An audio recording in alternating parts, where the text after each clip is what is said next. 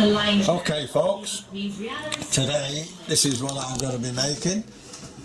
It's an American style cheese cracker biscuit called Cheez-Its. I've made them once before, but they turned out alright, but not as good as I expected, because apparently you can lose a red cheese and a cheddar cheese, and a 50-50 mix. Well, I'm going to do that today. I managed to get some red Leicester cheese, so we'll be using that and some cheddar cheese, and they're absolutely unbelievably Moorish. You know, you start eating them, you can't stop. But apparently they're a lot more cheesy tasting than the shop bought ones. Apparently you can get something similar in Australia, but I think the Americans have got the best quality one. Oh, there's my phone again. Anyway, I'll leave that with you and I'll get cracking making it. I've got to get a few things together and I'll bring you back. Okay?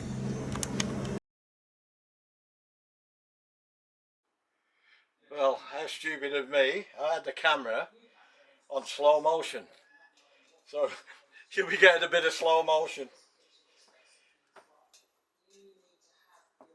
Now,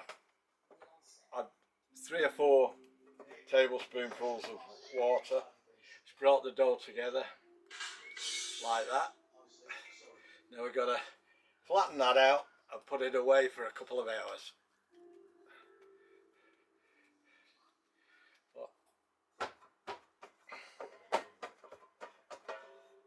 There we go.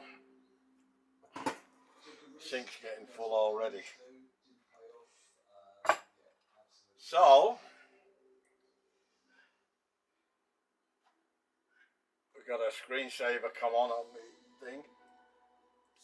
Now what we have to do is put some cling film on that.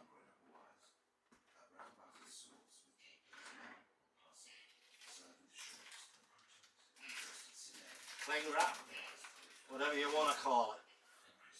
Plastic wrap, cling wrap, doesn't matter. Couple of days.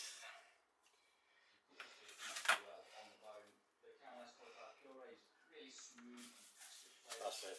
There we go. Now, to make it better for rolling out,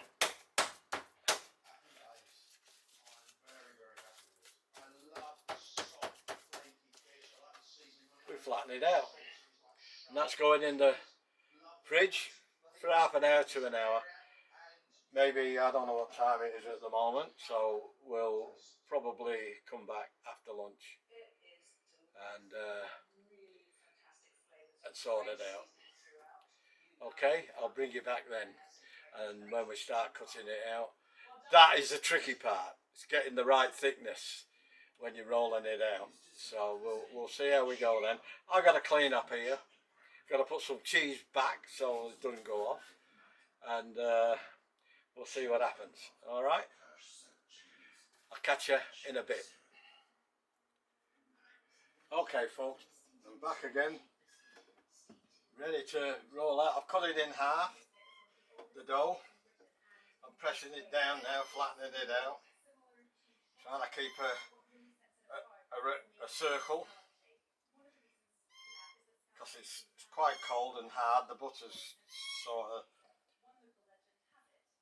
gone hard with it being in the fridge, and we'll just keep going, and we'll do. You can't overcrowd the pan, otherwise the cheese melts and sticks together. That happened to me last time. Now I'm using this rolling pin. I've got big long ones, proper professionally made ones. I've got ceramic one. I made this on my lathe, and as you can see, it's tapered. I use this all the time because it doesn't take a lot of room up, and I can roll out pretty damn good. Now, they tell me in most of the recipes that I've read, between 1/8 of an inch and 1/4 of an inch. I reckon 1/4 of an inch is a little bit too big. I'd like to do it between a 1/16 and an 1/8 because they do rise.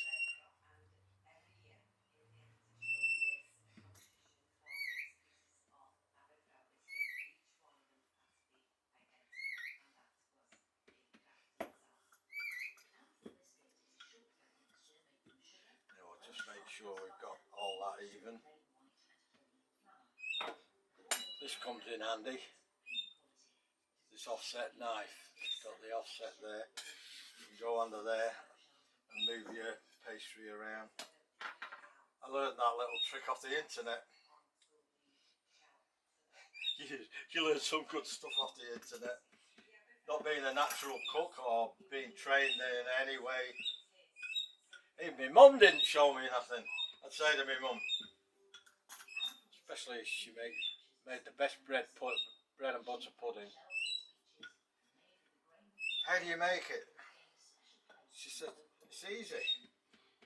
I said, well, how much ingredients do you put in? She said, I put a bit of this in, a bit of that in, a bit of this in, a bit of that in, and that's it.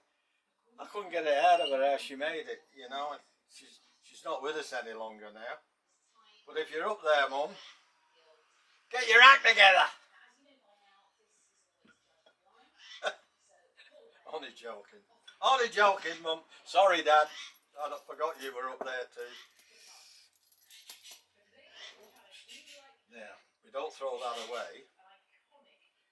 We save that for wrong. Later on.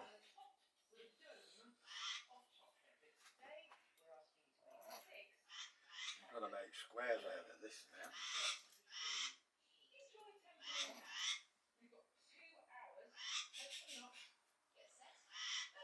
I could have rolled it all out together, but it would have been too big. Now,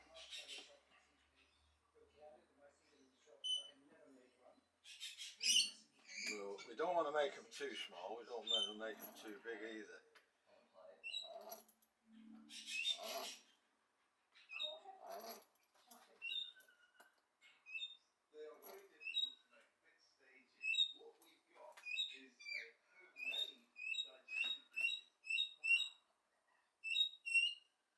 That's that one up. Anyway, that'll do. Now,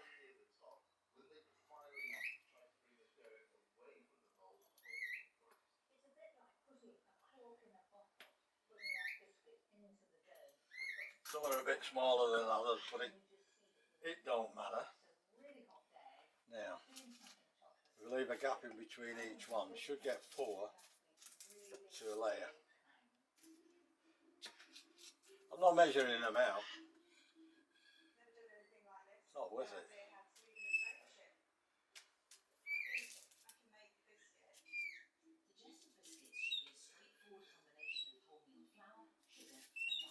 See what we do anyway.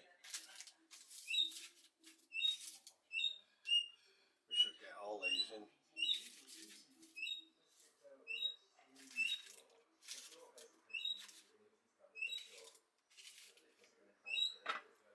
Now if we push that bit further up there like that, we should get another row in. We don't want to leave too big a gap, but they do melt.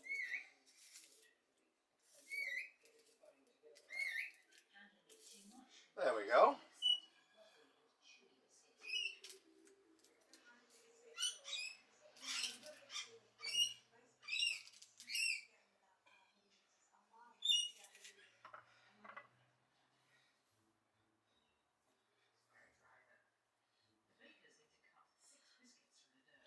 I'm going to put them in the oven in a minute, but before we do that, I'm going to have to put that back in the fridge.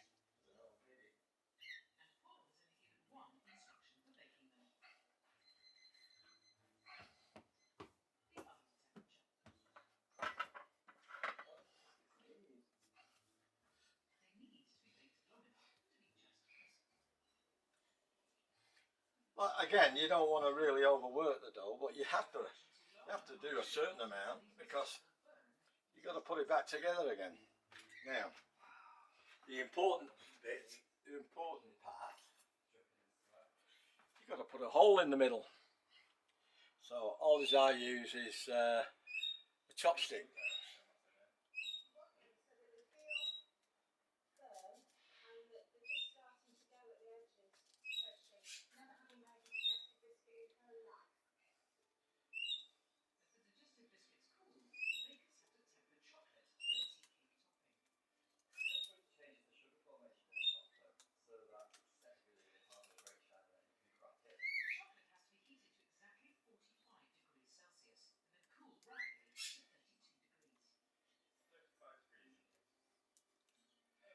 Get the idea? It's pretty good.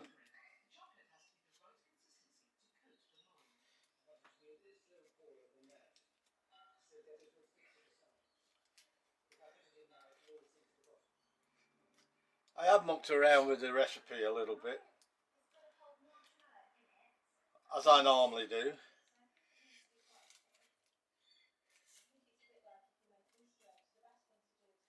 Plus, I don't want to be accused of nicking someone else's recipe. If I did, I'd give them credit for it, but I mess around with it, it becomes my recipe, I suppose. Now, that's that done. Now, I got that for making them authentic, because the ones you buy in the packet have got that fancy edge on it.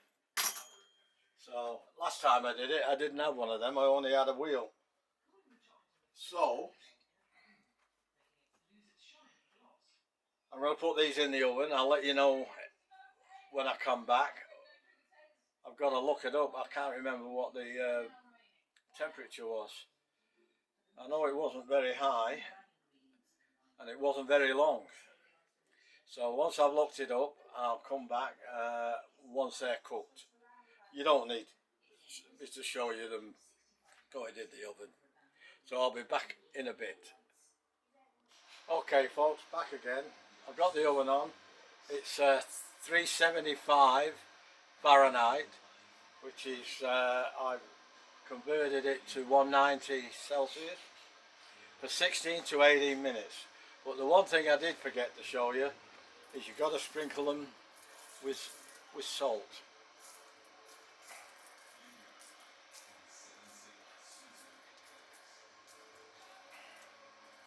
Depends how much salt you like, how much you put on. I don't like a lot of salt. I like enough, but I'm a sort of person who's not a great salt lover, but on certain things I am. I tell you what I do like, a pile of salt, and I dip my radishes into it and eat them like an apple, and eat it like a lolly. That's the best way to eat a radish. Right, now they're going in. There we go. 16 minutes later, I'll show you what's going on. Okay, ta-ra for now. Okay folks, this first batch is done. Have a go at them.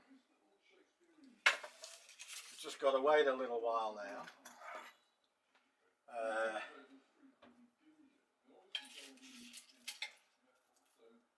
Ouch.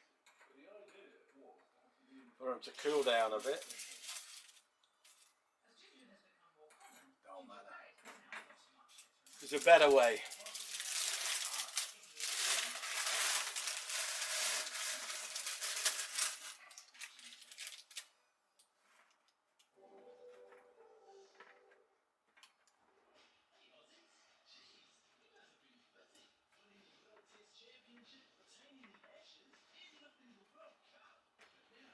Oh, look at them.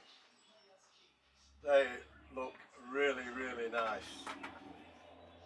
Gee whiz, I'm glad you're not here. There's more for me now. Have a go at that. Now, I've got to get rid of this. Where am I going to put it? I'll find a place. And then I'm going to put another batch in, then I'll bring you back for a taste test. Alright? I'll catch you then.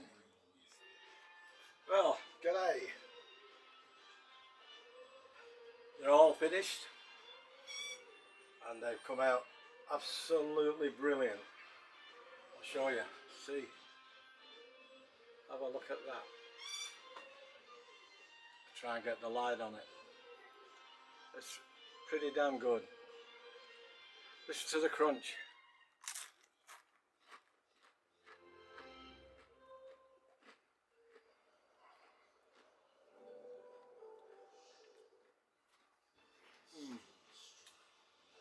So much cheese.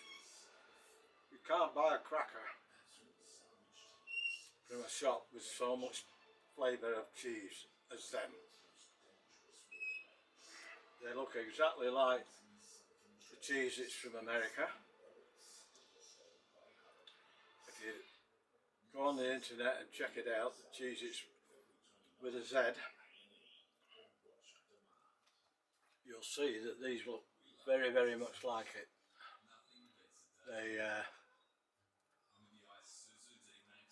They're American flavour, but they're delicious. You can't stop eating them.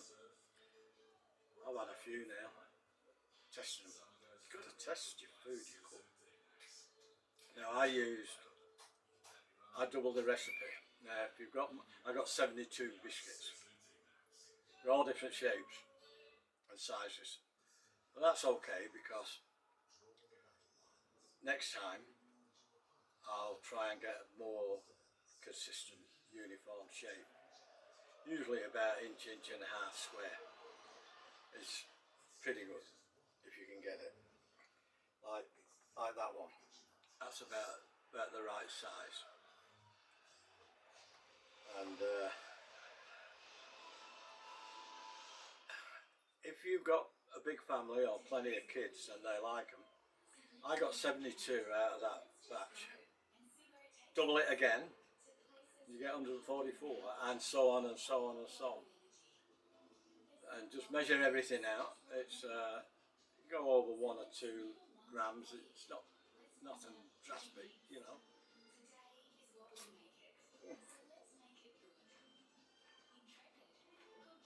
My son's going to love these. He's working tomorrow in Chatswood. He's got to go over there, so he'll be taking some of these to work with him. I have to keep my eye on him because he likes them.